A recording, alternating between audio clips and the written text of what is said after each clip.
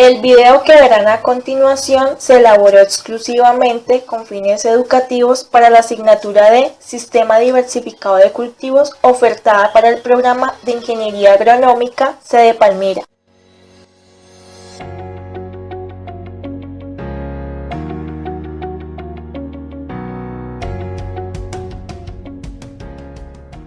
Las plantas, ya sean variedades cultivadas o salvajes, muestran una gran variedad de formas, tamaños y atributos biológicos. Esta diversidad les permite coexistir y aprovechar el espacio y los recursos de manera más eficiente. Por eso, en la naturaleza podemos observar una gran variedad de plantas conviviendo en armonía a lo largo y ancho del planeta.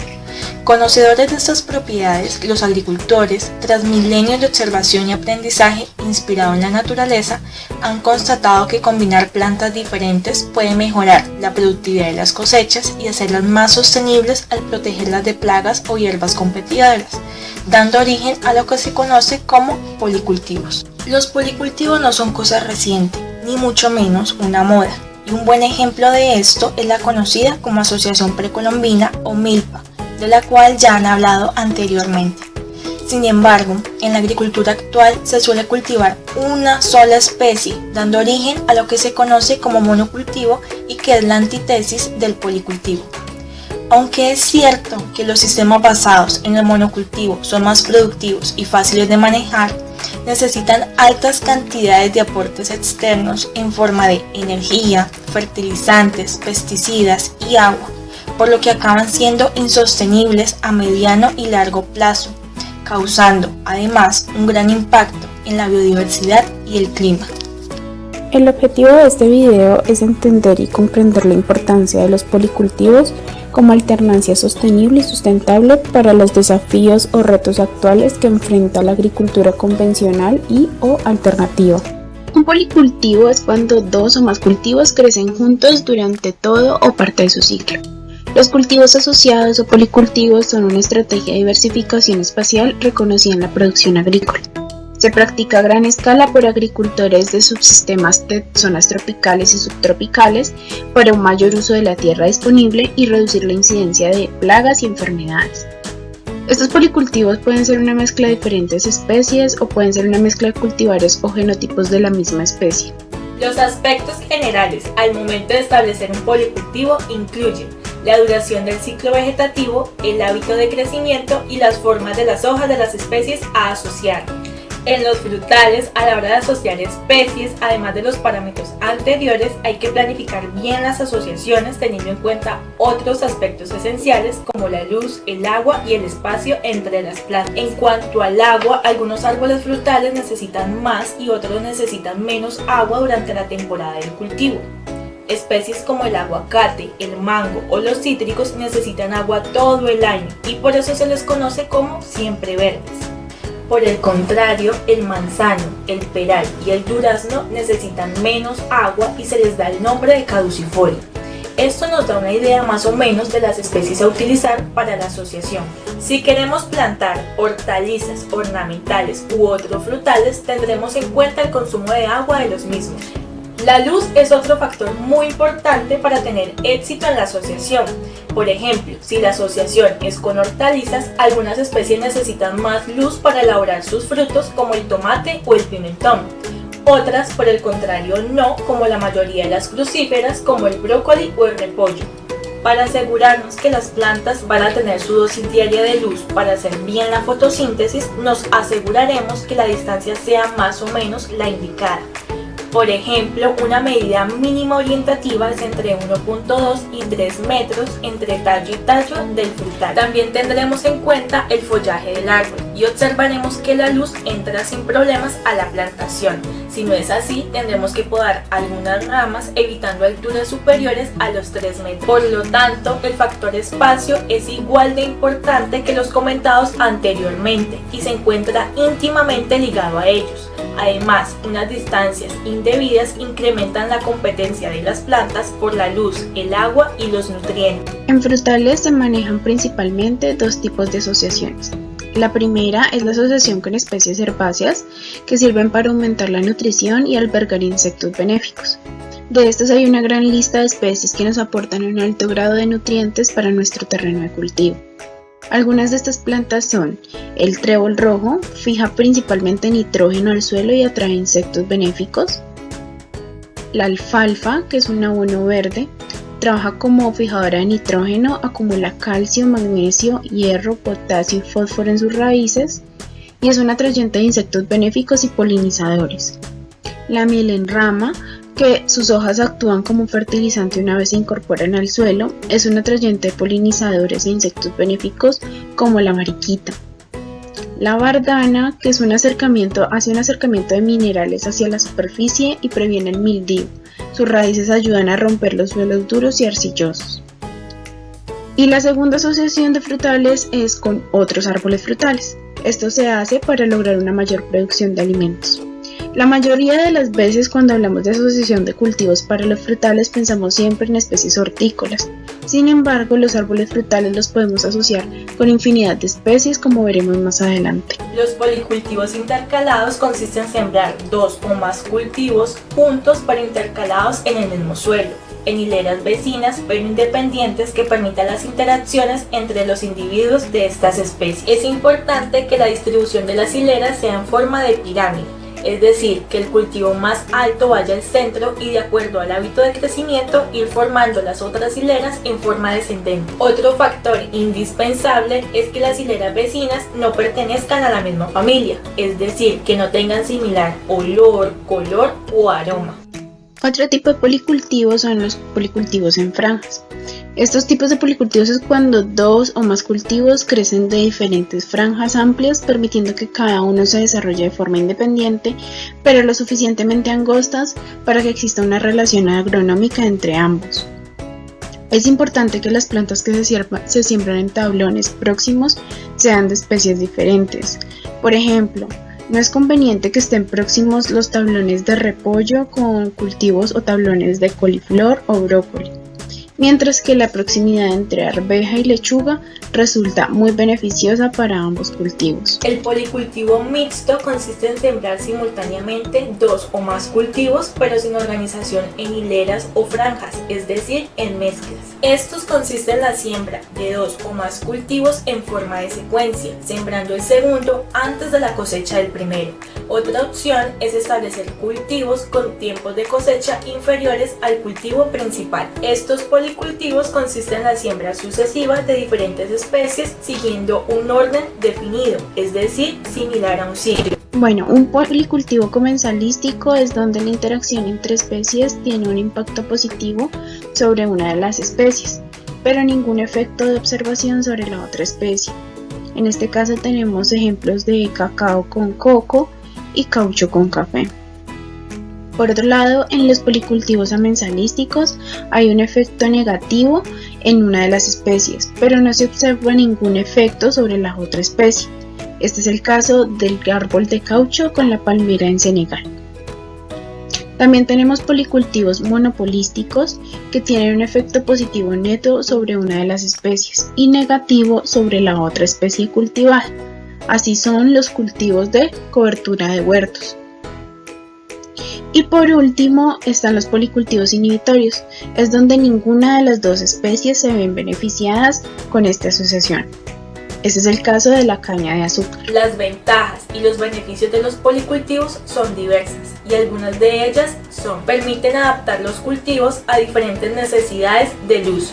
Minimiza la intensidad de luz sobre la superficie del suelo. Ayudan a interceptar las caídas de las gotas de agua, minimizando su impacto. En cuanto a la familia, mejora el flujo de caja, mejorando sus ingresos. Aumenta las posibilidades de una mejor comercialización de cosechas. El consumo de alimentos es más variado y diverso en las agriculturas de autoabastecimiento. En el factor suelo, los policultivos añaden continuamente materia orgánica para su descomposición. Reducen la pérdida de humedad del suelo al estar más cubierto. Algunas asociaciones incrementan la calidad nutricional de las plantas al incrementar la disponibilidad de algunos nutrientes como el fósforo. En cuanto a los seres vivos, los policultivos ayudan a aumentar los microorganismos del suelo, reducen los ataques de plagas y enfermedades y favorecen el control biológico.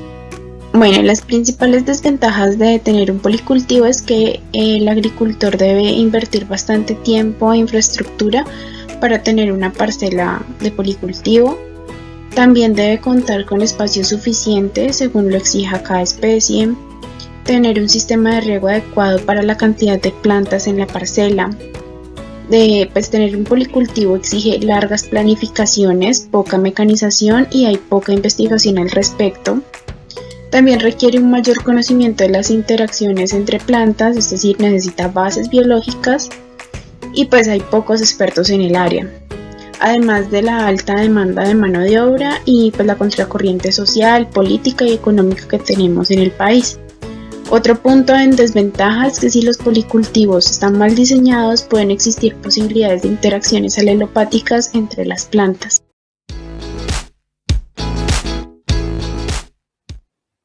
¿Qué es un frutal?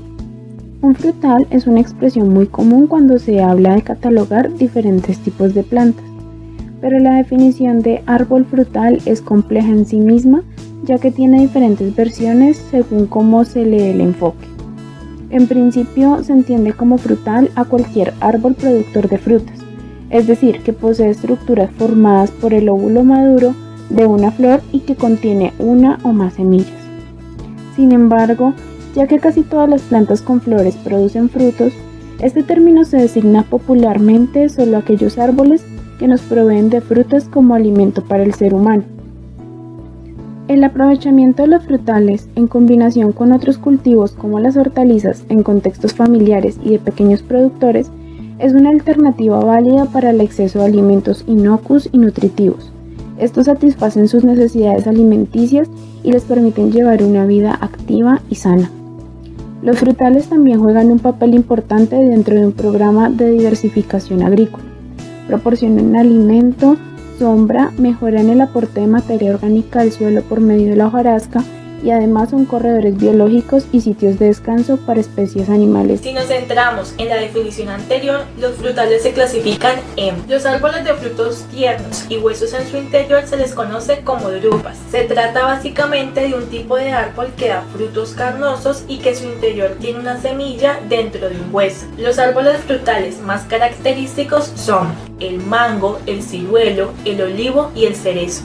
Los árboles de frutos tiernos y pepitas en su interior se les conoce como pomos. También son árboles que producen frutos carnosos y que su interior cuenta con semillas que están dentro de un endocarpio leñoso. Los más representativos son el manzano y el peral. Los árboles de frutos secos. Estos se distinguen de los demás ya que producen frutos que están dentro de una cáscara. Los más característicos son el avellano, el nogal, el almendro o el castaño.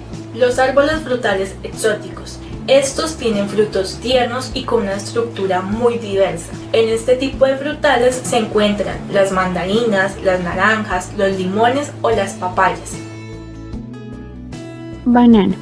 Las condiciones óptimas para el cultivo del banano son precipitaciones anuales de 2.400 milímetros, una temperatura que puede variar de 20 a 30 grados centígrados, una humedad relativa del 75%, vientos menores a 25 km por hora y más de 8 horas luz al día. En Colombia se cultiva banano desde los 400 hasta los 600 metros sobre el nivel del mar y en suelos cuyo pH varía entre 6 y 7. Las distancias de siembra más usadas son 1x1, 2x2 y 3x3. Esto depende del tipo de explotación. Y se puede sembrar entre el bolillo o al cuadrado dependiendo de la pendiente del terreno. En Colombia se encuentra asociado con sistemas agroforestales, principalmente con café, cacao y árboles maderables. El banano es una planta herbácea que presenta un falso tallo o pseudotallo y que mide entre 2 y 10 metros de altura.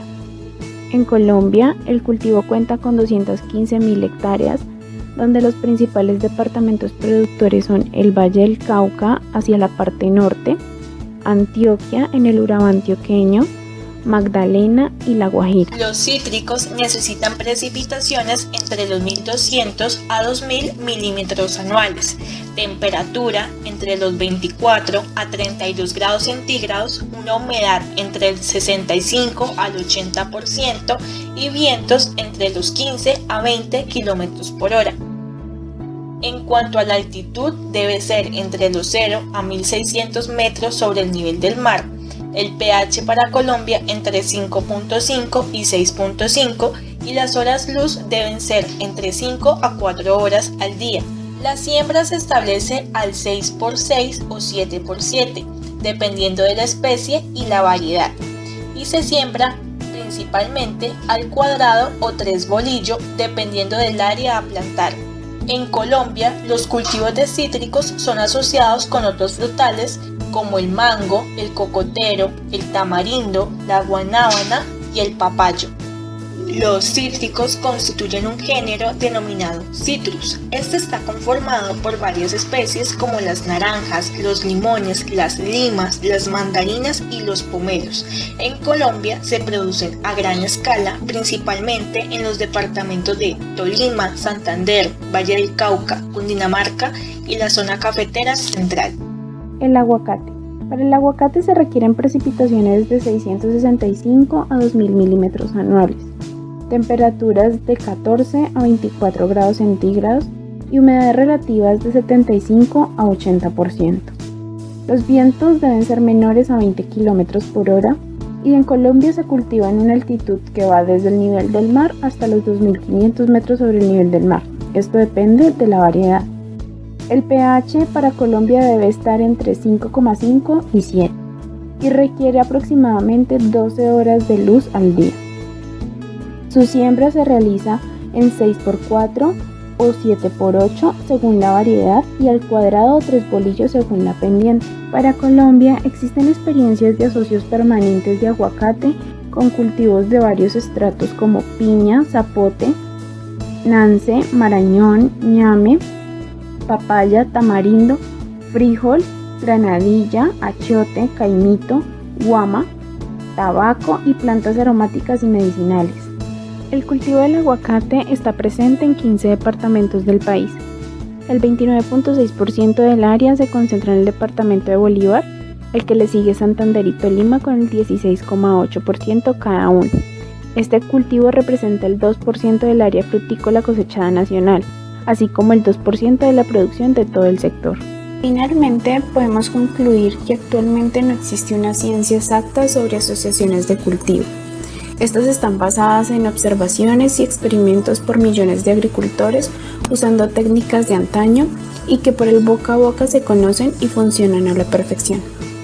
Además, el éxito de una asociación entre uno o más cultivos dependerá de muchos factores que no solo influyen en la bioquímica de las plantas, sino también en otros aspectos de carácter agronómico como las plagas y enfermedades.